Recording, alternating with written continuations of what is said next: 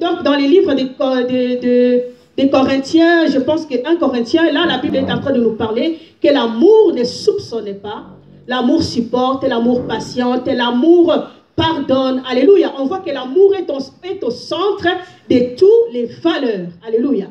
Donc, là où il y a l'amour, c'est là où les valeurs règnent. Là où il y a l'amour, c'est là où il y a de bonnes choses qui règnent. La présence de l'amour fait vivre de bonnes choses. Amen.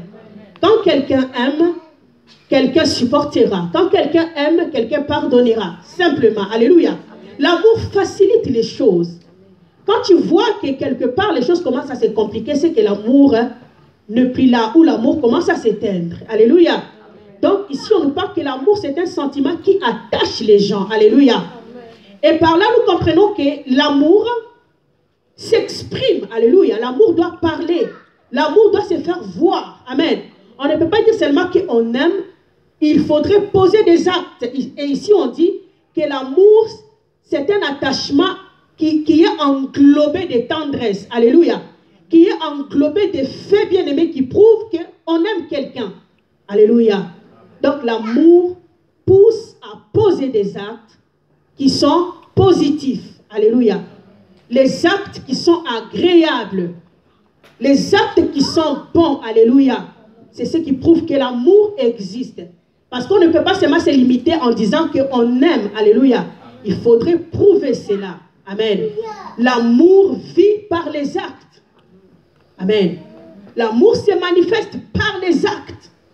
La présence des actes positifs prouve que l'amour est là. Amen. Gloire à Dieu. Et allons plus loin un peu. Nous comprenons que l'amour, c'est quelque chose que nous aimons tous. C'est quelque chose que nous aspirons nous tous. Quelqu'un qui ne se sent pas aimé est triste. Alléluia. Quelqu'un qui ne se sent pas aimé, bien aimé, est malheureux. Amen. L'amour fait en sorte que, bien aimé, que tu retrouves cette joie. Amen. Que tu puisses aimer même ton entourage. Alléluia. Que tu puisses même se jouir de la création de Dieu. Amen. Tu sais, quand tu n'es pas aimé, quand tu ne te sens pas aimé, tu vois comme si que tout ce qui existe est contre toi. Amen. Parce que l'amour n'est pas en toi, tu ne vis pas l'amour et tu ne donnes pas l'amour. Donc on voit que l'amour c'est un élément qui est très très capital pour la vie d'une personne. Amen. Nous devons comprendre que quand les humains s'aiment, il y a toujours un intérêt qu'ils poursuivent. Alléluia. L'amour pour les hommes a toujours un intérêt direct. Amen. Quand un jeune garçon ou un monsieur cherche une femme, donc il aime la femme pour un intérêt quelconque, pour que cette femme-là devienne, amen, son épouse. Donc on voit que l'amour selon les hommes recherche l'intérêt qui est directement. Alléluia. Et les humains, ils aiment que les gens qui les aiment aussi. Amen. Imagine-toi quand quelqu'un ne t'aime pas, même si tu ressentais un peu d'amour pour lui, cet amour va s'éteindre. Alléluia. Parce que l'amour vit que là où il y a aussi l'amour. L'amour humain, ou bien l'amour selon les hommes, donc demande une réciprocité. Alléluia. Donc il faudrait que cet amour soit réciproque plutôt. Amen. Donc quand tu aimes quelqu'un, il y a besoin que cette personne-là te fasse aussi retourner l'amour. Alléluia. Quand l'amour n'est pas de retour, tu sens que ce que tu ressentais pour lui, ça s'éteint. Amen. Donc les humains aiment que les gens qui les aiment. Amen. Ils demeurent qu'avec les gens qui les aiment. Alléluia. Donc ils aiment les gens qui les comprennent, qui partagent de mêmes choses avec eux. Mais les gens qui ne les comprennent pas, ils s'éloignent d'eux. Alléluia. Donc les humains aiment que les gens qui les aiment. Mais ce matin, nous allons parler de l'amour de Dieu. Alléluia. Donc l'amour selon Dieu. Parce que Dieu ne voit pas comme nous. Alléluia. Dieu est Dieu. Amen. L'amour selon l'homme, c'est un amour qui est naturel. Alléluia. Pourquoi on dit naturel? Donc c'est l'amour qui relève de la nature. Amen. C'est quelque chose qui est naturel, normal. Alléluia. Quand on aime, quand tu aimes quelqu'un, la personne doit aussi t'aimer. Quand la personne ne t'aime pas, tu ne l'aimes pas. Alléluia. C'est la loi. Alléluia. Donc c'est pour cela qu'on dit que c'est naturel. Parce que ça relève de la loi de la nature. Amen. Mais nous allons comprendre que la manière dont les gens voient, ce n'est pas comme Dieu voit. Alléluia. Dans le verset que nous venons de lire, dans le livre de Matthieu, chapitre 5, verset, on a commencé à 43 jusqu'à la fin. Là, nous sommes en train de voir que Jésus est en train d'enseigner. Alléluia. Il est en train de parler sur l'amour. Dans le verset 43, qu'est-ce qu'il dit? Vous avez appris qu'il a été dit, tu aimeras ton prochain et tu haïras ton ennemi. Alléluia.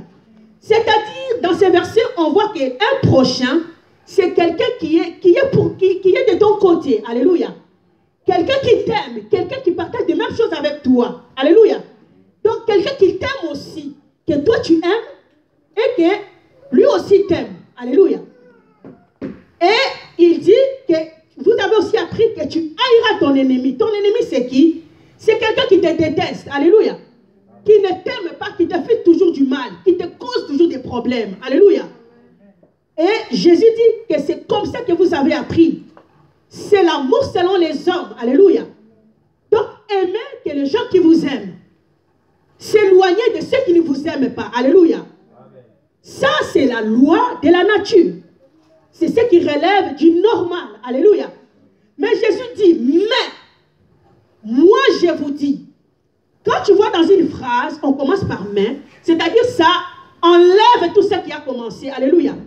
Donc Jésus est en train de corriger cette loi. Est en train de nous montrer l'amour selon lui. Alléluia. Il veut que nous puissions vivre selon lui veut que nous vivons. Il dit, mais moi, je vous dis, aimez vos ennemis. Alléluia. Bénissez ceux qui vous maudissent. Faites du bien à ceux qui vous haïssent. Et priez pour ceux qui vous maltraitent et qui vous persécutent. Alléluia. Par là, nous voyons que Jésus est allé plus haut. Alléluia. Donc, la loi de Jésus dépasse le naturel. Alléluia. Et ça atteint le surnaturel. Alléluia. Donc, ici, Christ nous demande à aller au-delà de nous. Alléluia. À faire ce que notre nature ne veut pas. Alléluia. Il dit, je vous apprends, je vous montre que dès aujourd'hui, donc à partir de maintenant, c'est-à-dire il parlait de ce moment-là, que tout votre temps, vous avez passé à obéir à la loi de la nature. Maintenant, je vous donne la loi de vie. Alléluia. Je vous donne ce principe qui est vital. Et il dit, aimez vos ennemis. Alléluia. Aimez vos ennemis. Bénissez ceux qui vous haïssent. Jésus nous pousse à aimer les gens qui ne nous aiment pas. Jésus nous pousse à faire du bien aux gens qui nous maltraitent. Jésus nous pousse à aimer, bien aimer ceux qui nous détestent. Pourquoi, bien aimer, Jésus nous pousse à faire cela? Parce que Jésus sait que l'amour combat le mal en racine. Est-ce que quelqu'un comprend? Alléluia. L'amour détruit la haine. Quelqu'un qui te hait, si tu lui retournes l'amour, c'est comme si tu étais en train d'arrêter le processus de la haine dans son cœur. Alléluia. Donc l'amour combat le mal. L'amour arrête le processus du mal dans le cœur de quelqu'un. Est-ce que quelqu'un comprend? Jésus a dit, aimez vos ennemis. Tu sais bien aimer quelqu'un qui te hait. Si tu lui fais encore de mauvaises choses, c'est comme si tu es en train d'allumer encore le feu. Alléluia. Tu es en train de... C'est comme si tu es en train de nourrir encore sa haine contre toi. Alléluia.